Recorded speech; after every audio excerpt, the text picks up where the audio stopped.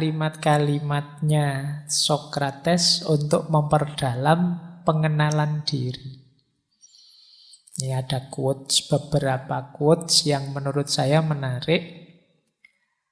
Yang pertama kata Sokrates, the easiest and noblest way is not to destroy others, but to improve yourself. Jalan paling mudah dan paling mulia itu bukan menghancurkan orang lain, tetapi meningkatkan kualitas diri kita. Jadi meningkatkan dirimu. Hari ini kan banyak orang yang fokusnya adalah menghancurkan yang lain. Dia ingin tinggi dengan cara menjatuhkan yang lain. Ya memang mungkin kalau kamu sukses menjatuhkan yang lain, kamu lebih tinggi dari dia, wong dia jatuh, tapi sebenarnya kamu tidak tambah tinggi. Tidak tambah mulia. Maka ada jalan lebih mudah, atau Isis itu jalan paling mudah dan paling mulia adalah kualitasmu naik terus. Jadi kemarin saya begini, sekarang saya lebih baik lagi, besok lebih baik lagi. Ini orang mulia. Jadi bukan jalan yang menghancurkan orang lain. Biarlah orang lain dengan perspektif dan gayanya. Untuk menunjukkan betapa aku lebih benar dari dia, tidak dengan cara jegal dia, tapi dengan cara tunjukkan bahwa kebaikanmu lebih banyak, kualitas dirimu lebih tinggi. Makanya Al-Quran itu menyuruh fastabiqul khairat. Berlomba saja dalam kebaikan, bukan tabrakan. Nah, silahkan partaimu apa, jagomu siapa. Kalau ingin bertarung secara elegan, Quranik, improve yourself di pilihanmu. Jadi bukan dengan cara bongkar-bongkar menjatuhkan yang bukan pilihanmu. Baik, biar kamu jadi orang mulia. Kalau pakai quotes-nya Sokrates ini. Nah, jalan untuk meningkatkan kualitas diri tentu saja diawali dari pengenalan diri dan secara istiqomah menguji diri. Itu satu-satunya jalan kita bisa lebih baik. Kita lanjutkan. Nah, meskipun begitu, kita sudah belajar terus, kita berusaha mengenali diri terus, menguji diri terus. Jangan lupa kata Sokrates, true wisdom, kebijaksanaan sejati itu hadir ketika kita sadar how little we understand about life, ourselves, and the world around us. Ketika kita sadar ilmu kita itu masih sangat sedikit. Baik tentang diri kita, tentang hidup ini, maupun tentang dunia di sekeliling kita. Makanya orang itu tambah pinter, biasanya tambah tawaduk.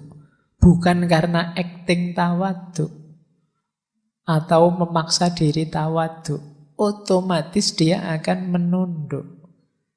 Karena orang itu tambah pinter, tambah sadar, masih sangat banyak yang aku belum tahu. Jadi kan kita sering menyebut filsafat padi. Filsafat padi itu orang tambah berisi, tambah menunduk. Ini menunduknya bukan karena secara sengaja menunduk, tapi otomatis akan menunduk. Karena orang itu semakin pinter, dia akan semakin sadar ada banyak hal yang saya tidak tahu. Satu informasi yang kita dapat biasanya diikuti banyak pertanyaan mengiringi informasi itu. Sehingga terus menunduk. Mungkin tiba-tiba saya dapat informasi, Pak, yang biasanya ikut ngaji filsafat itu. Yang satu duduk di pojok utara, satu di pojok selatan. sekarang jadian Pak, sudah nikah Pak misalnya. Ini satu informasi kan. Loh, satu informasi ini kan diiringi terus, kamu kan terus muncul banyak pertanyaan. Loh, nembaknya kapan itu? Terus ketemunya di mana itu? Kok bisa cocok seperti apa itu? Loh, pertanyaannya kan jadi banyak.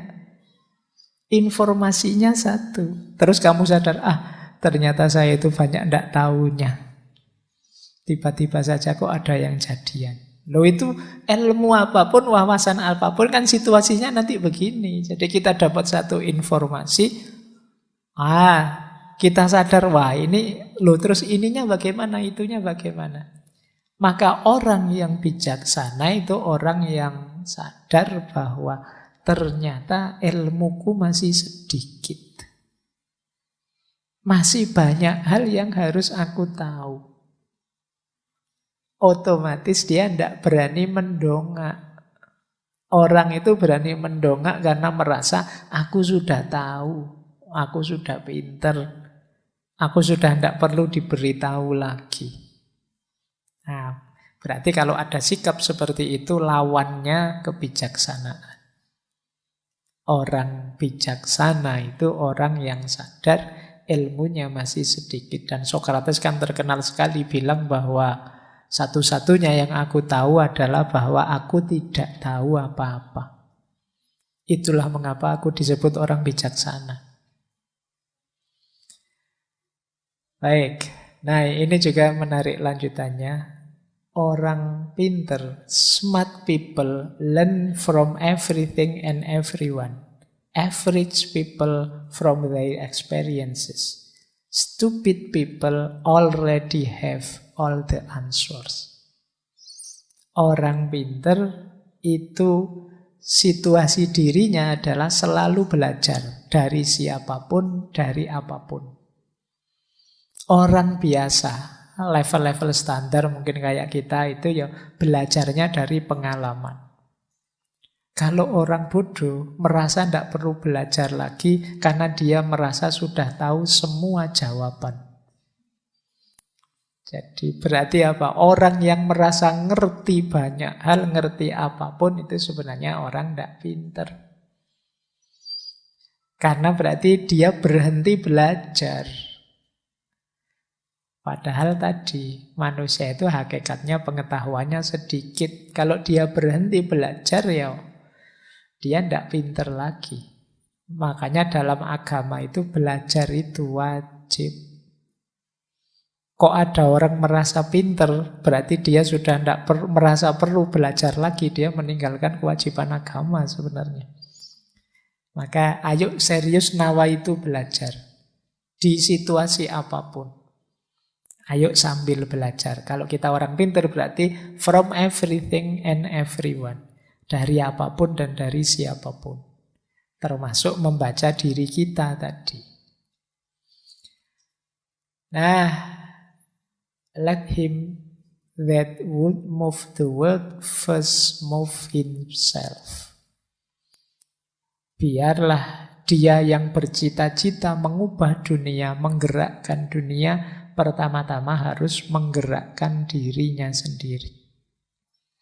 Sebelum kita memahami alam semesta, memahami kosmos, ayo memahami diri kita sendiri. Kalau kita ingin membuat perubahan besar di muka bumi ini, pertama-tama ayo mengubah diri kita sendiri dulu.